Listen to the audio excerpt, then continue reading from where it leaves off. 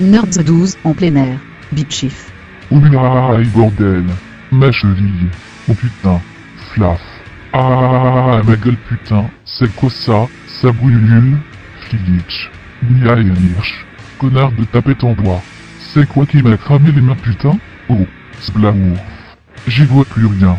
J'ai mal aux mains, au visage, j'ai encore le foie en compote d'avoir amorti le lourd du cul. Je rebondis sur une plaque de métal, je me tamponne encore le coccyx au passage, mais je parviens à rebondir. Je remonte de toutes mes forces, en essayant de me débarrasser de cette saleté de pâte à pizza sur les yeux. Après 2 brasses, je prends un coup de pied sur le crâne.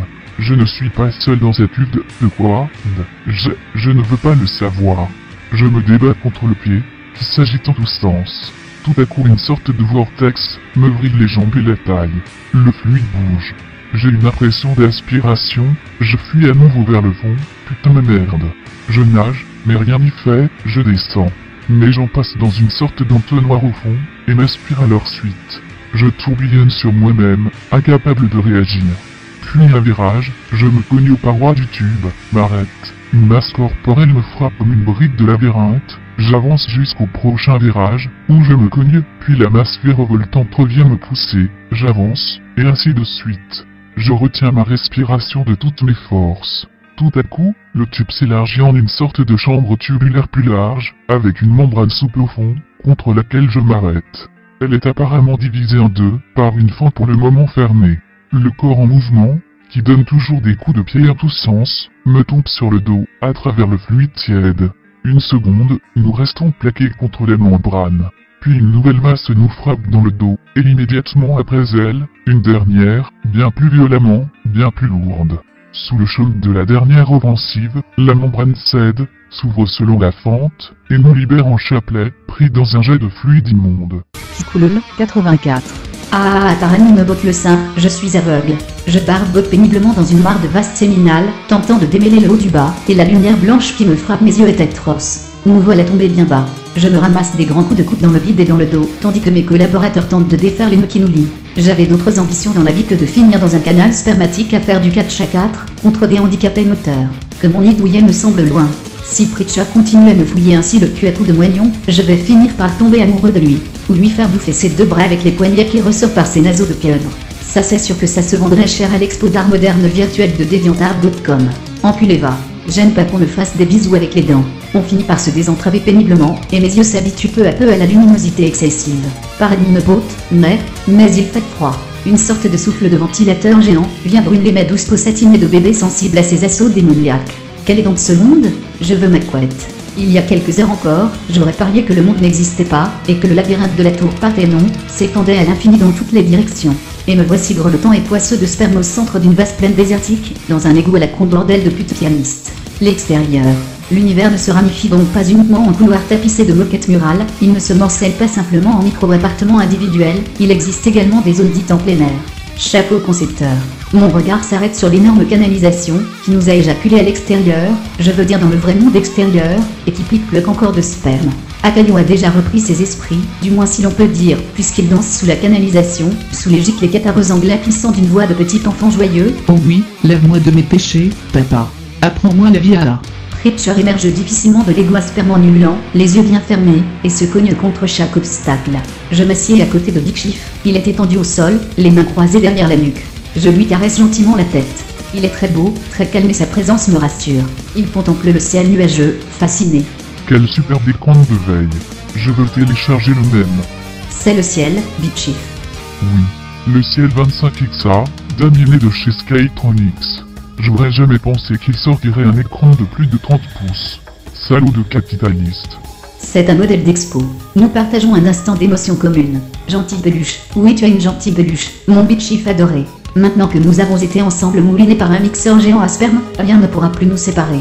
Tu me rappelles tant mes amis en peluche. Mon ourson adoré Barnabé avait perdu ses yeux, et je l'aimais tant pour ce handicap qui faisait de lui un pauvre diminué tributaire de mes 4 volontés. Je glu. Il faut que j'arrache les yeux de Big Chief pour lui prouver mon amour.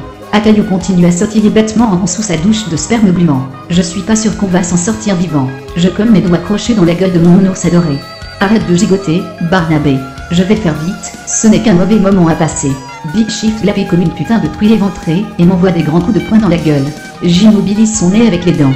Je lui crachouille amoureusement. C'est pour ton bien, mon petit ours préféré. C'est pour notre bien. Je vais être heureux, et ton bonheur ne dépendra que de mon bon vouloir, enculé. Tu ne vivras que si je le décide. Je l'inonde de ma salive corrosive pour lui anesthésier la trogne. Akayo hurle pour couvrir nos délibérations amoureuses. Libère-moi de mes entraves, ô père. Fous-moi en plein la poire, connard. Près de nous, Preacher a enfin ouvert les yeux. Il me voit sur Big Chief, en train d'essayer de lui immobiliser la tête, et cette vision inqualifiable le tord de colère. Il se rue sur moi pour me faire lâcher prise, se servant de son avant-bras cassé comme d'un fléau d'armes. Il le fait tournoyer autour de son articulation détruite, et m'en fout des grands coups dans le dos. Barnabé échappe à mon étreinte, et s'enfuit en se tenant la face. Je l'entends hurler. La salive transmet plein de microbes. Se faire arracher les yeux est nuisible à la santé. Barnabé, reviens bordel de merde. On va s'aimer. Sur une épaule, ou sur un oreiller, au fond d'un train, ou dans un vieux grenier. Fumez-tu. Fumer provoque le cancer mortel du poumon. La vie est une maladie mortelle ou hargue. Je vais rejoindre le ciel qui coule, et nettoyer les maladies ne sauraient m'en empêcher.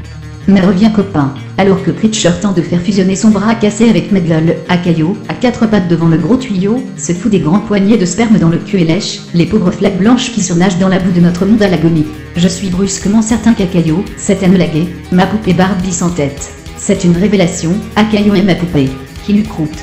Mon amour, je t'ai retrouvé. Enola Gay, ma poupée sans tête, je t'ai retrouvé. Je m'en vais te décapiter avec amour et dévotion pour te montrer mon amour. Nous vivrons en harmonie jusqu'à la fin des temps. Les Preacher me court dessus en me traitant de putain de traître, et d'agent double à la solde des bots. Ce salaud veut m'empêcher de reconstituer mon univers douillet avec les morceaux sanguinolents de cette réalité de merde. Brusquement un grand bruit strident nous arrête en pleine action, moi avec les dents sur la gorge d'Enola Gay, Preacher me tirant par les chevilles. Nous nous retournons tous trois. Là-bas, Barnabé l'ourson en peluche sans yeux vient d'être renversé, par une Mercedes classe A, rutilante, et j'y a demi éparpillé sur la route. Un droïde en complet veston, un petit chapeau sur son crâne métallique se rend à de la voiture, et se précipite sur le corps de mon petit ours. Oh mon Dieu. Crépite-t-il d'une voix mécanique diffusée par les haut-parleurs sur les côtés de sa tête. C'est horrible. J'allais au travail et j'étais en retard mais... Oh non, je ne voulais pas. Je ne voulais pas ça. Ce salaud d'employé beau a démoli mon ours en peluche. Ce salaud. Enola Gay, Pikachu, à moi. Allons tirer Barnabé des griffes de ce suppôt du grand capital. Bip Chief. Init système. Loading boot sequence. Init device, jambe gauche. Error, le périphérique demandé ne répond pas. Abandon, ignorer, réessayer. Ignorer. Init device, jambe droite. Error, le périphérique répond ma semblant endommagé. Voulez-vous tout de même l'activer? Oui, non. Oui. Init device, bras gauche. Error, impossible de trouver un pilote pour ce périphérique. Il sera désactivé jusqu'à installation du nouveau pilote. Init device, bras droit. OK. Run. Conscience.exe. Warning. Des erreurs critiques sont apparues au démarrage de Conscience.exe. Extreme douleur.dll at line 14. Confusion mentale.dll at line 36. État de choc at line 77. System is now going to launch hurlement douleur.exe. Init device, vocal organe. OK. Wouah, putain de bordel de merde. Je vais crever. Vite un médic ou un mage. Quelqu'un a un sort de soins intensifs? Modèle please. Au bout de quelques secondes, je parviens à ouvrir les yeux, cet ange de Picoule là donc dans un accès de clémence décidé de me les laisser pour le moment. Non impossible. Que s'est-il passé? J'entends des voix autour de moi, mais je ne comprends rien à ce qu'elles disent. Les trames de données vocales entrent en collision avec mon crâne, étrange. Je me demande pourquoi je ne parviens pas à séparer les canaux. Récapitulons. Je venais d'échapper aux griffes de Picoulol. J'ai dû me cogner contre un boss de fin de niveau, j'ai reçu un méga ultra punch, qui m'a fait perdre les 3/4 de ma jauge de vie, et qui a infligé de sérieux dommages à mon système. Les formes troubles qui s'agitent au-dessus de moi, commencent à gagner en netteté. J'affine mes réglages. Résolution 2048 x 1784, 64 bits, 100 Hz. Oh, ce sont les visages de mes 3 coéquipiers. Je présume que l'un d'entre eux a dû me healer. Mon sac à dos se trouve à côté de moi, et j'ai une seringue plantée dans chaque bras. Dans le bras gauche, celle à l'étiquette rouge, mélange morphine, amphétamine. Je comprends mieux. Dans le bras droit, étiquette rose, mélange hormones, EPO, Viagra. Voilà qui explique pourquoi depuis tout à l'heure, je trouve Picoule si séduisante. Il se rapproche pour me parler, son regard coquin ne trompe personne. Cette salope veut du sexe brutal et sans tabou. Je lui attrape le visage et l'embrasse à pleine bouche. Ça langue un délicieux goût de luxure. Oh, ce coquin me mordit la lèvre et m'en arrache un morceau. La douleur transcende mon excitation. Oh Kikuchu, laisse-moi te faire mal aussi. Je lui envoie un direct du droit dans la mâchoire, et l'adorable mongolien voltige à quelques mètres. Où en sont mes jambes? Putain, impossible de me relever. Kikulol revient à la charge, il est si belle quand il est en colère. Barnabé enculé, je vais te caresser l'estomac avec une râpe à fromage brouillé. Salut, tu veux un dialogue? Mais qu'est-ce que tu racontes, espèce de château féerique où croupissent des cadavres démembrés? Ah, je t'embrasse dans le cou. J'aime le parfum de ta peau. Système error. L'érection est devenue incontrôlable, l'application ne répond plus. Veuillez immédiatement exécuter accouplement.exe ou masturbation.exe. Ah, bordel, ma dite me fait vraiment trop mal. Bon, qu'est-ce qu'il y a dans mon sac? Mais quel foutoir. Ah, j'ai trouvé, je vais diluer un Valium dans de la kétamine liquide, et m'injecter tout ça à l'endroit requis. Oh, attention, on serre les dents, ce n'est qu'un mauvais moment à passer, courage, ça ne sera pas long, j'y vais à 3. 1, 2, 2 et demi, 2 3 quarts, 2 et 4 cinquièmes. Bon allez je le fais, maintenant, tout de suite, immédiatement, sans attendre. Je n'ai pas peur, tout ira bien. Il n'est que fait caillou, il me pousse le bras. Ah mais non, l'aiguille va se planter dans ma bite. Il a poussé un peu trop fort, l'aiguille a traversé mon petit perforator. Oui, moi aussi mon kiki a un surnom mignon. Heureusement, seule une partie du liquide est partie, se répandre sur l'asphalte. Je tire l'aiguille à putain, et j'injecte le restant du contenu dans les corps caverneux, en espérant qu'il se répande vite. L'effet ne tarde pas à se faire sentir, perforateur retombe, et moi, j'ai du mal. À suivre ce qui se passe, je crois que j'ai mis trop de kétamine.